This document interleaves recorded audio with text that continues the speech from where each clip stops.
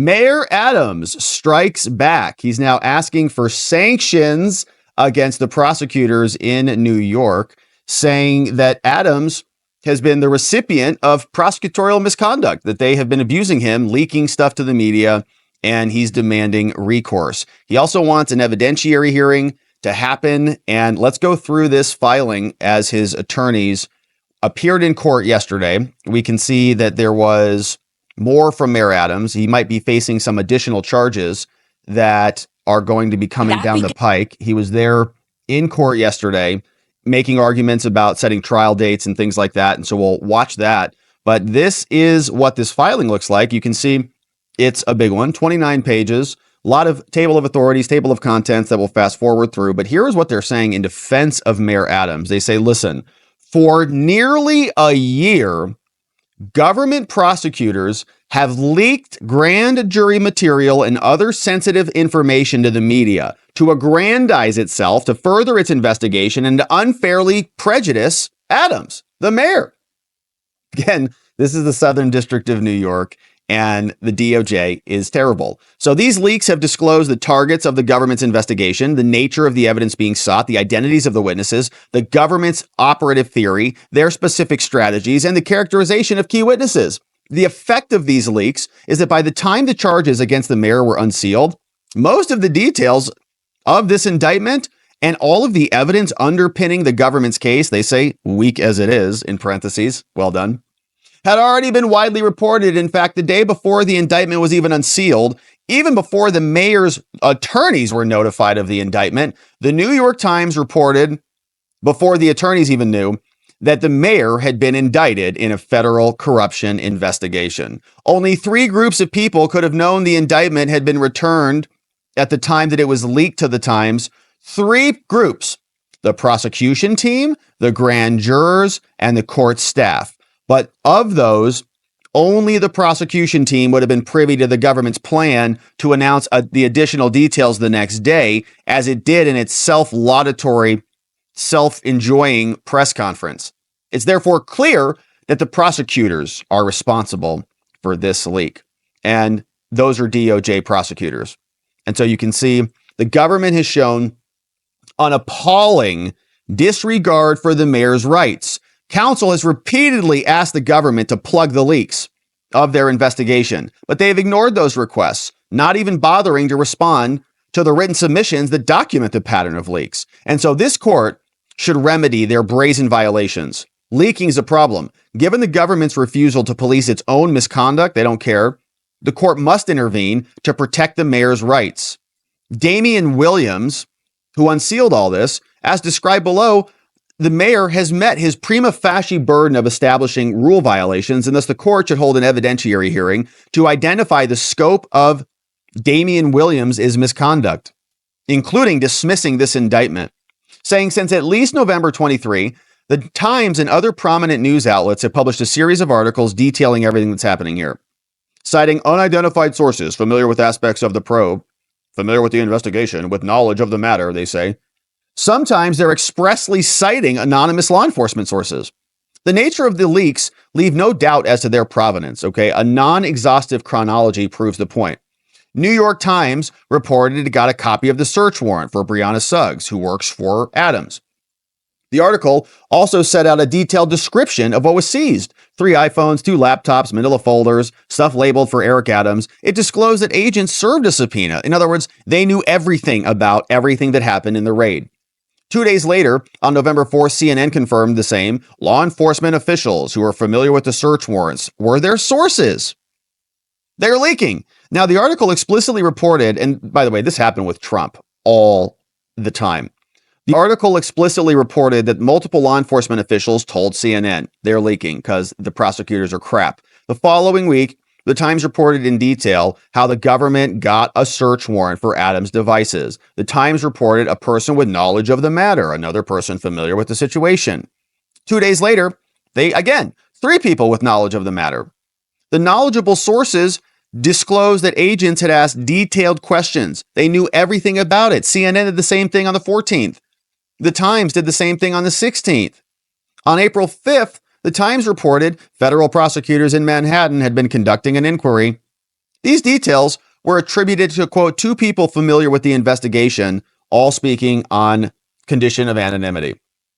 May 20th, another report about FBI. August 15th, Times came out with a new round of grand jury subpoena stories. September 23rd, the Times, right? They're in it together. The government and the media are in this stuff together. And on September 25th, before the indictment was unsealed, and even before the mayor's attorneys were even notified, the Times reported that Adams had been indicted. There can be little doubt that the source of this leaked information, this entire pattern of it, came from the prosecutors, since neither a grand juror nor the court staff would have been privy to the government's plans. And the prejudice from these leaks are severe. A cascade of these articles offer one-sided, misleading leaks, just tainting everybody, propagandizing everybody, even though we have a presumption of innocence in this country, even though I have no, particular love for Mayor Adams in any way. The predictable effect of this is to create a specter of broader misconduct. In contrast to this indictment and their narrow allegations, by design, the government's leaks have steadily created a facade of guilt, resulting in intense negative scrutiny for Adams. Yeah. Now do that times 4 across the entire country against a presidential candidate in the middle of an election. Think about that. And by leaking information to the press, the government has infringed the mayor's right to a taint-free grand jury process. Yeah. Now, to protect the mayor's rights, and by the way, there's a difference between government leaking stuff and a defendant's free speech. To protect the mayor's rights, his counsel has diligently flagged these concerns for the government. We talked to them about it, but the government flat out ignored both letters.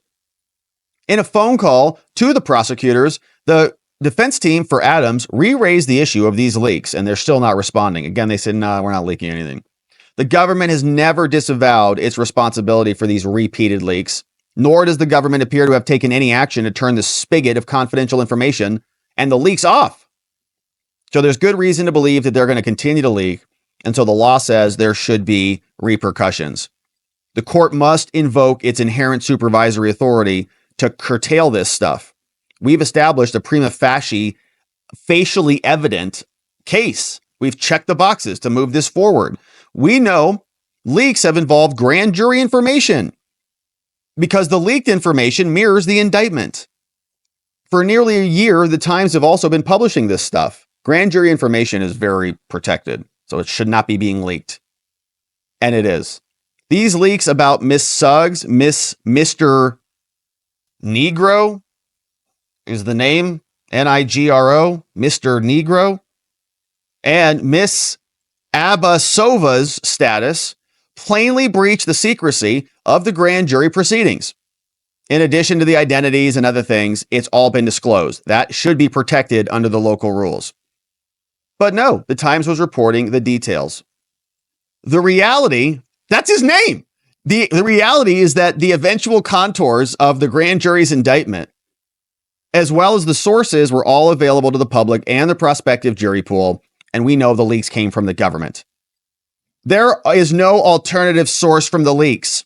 The number of the leaks, the details, all point to the government. And so on these facts, Mayor Adams satisfies his burden. These leaks have hurt Adams.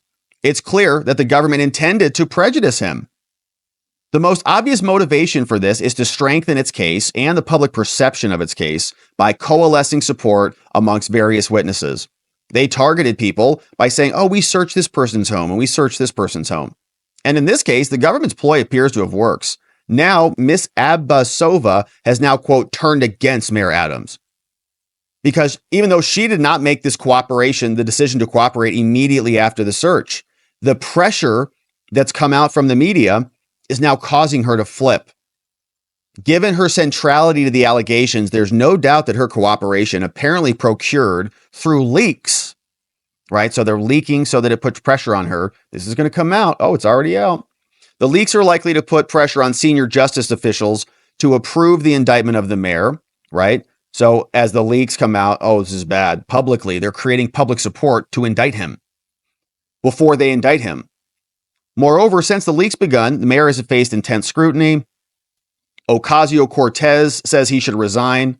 There are numerous other ways in which unlawful leaks have prejudiced Adams. All this stuff is now coming to light, and he's entitled to an evidentiary hearing. So as a result, the court must have an evidentiary hearing. There's other law that shows that we should do this. Numerous courts have said that the improper use of media by this very prosecutorial office, and they've already denounced this from the SDNY, stop being so terrible, but they don't care. The misconduct persists. And so a public hearing should be held to investigate the SDNY, which we'd love to see. And the remedies imposed should be commensurate with the severity of the leaks. And this case should be dismissed where there was prejudice established.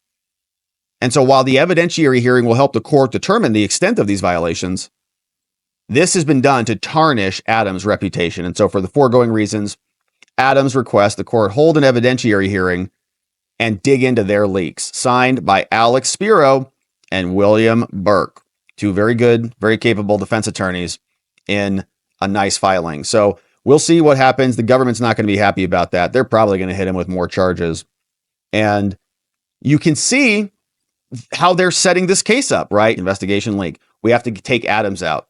They're building public support for it as they're building their case simultaneously with one another.